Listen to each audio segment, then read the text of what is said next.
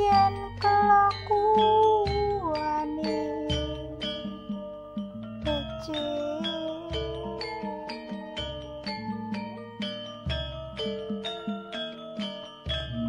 utawa sugih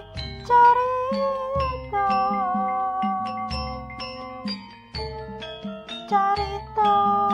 kang dadi misi iku pantes ra ketana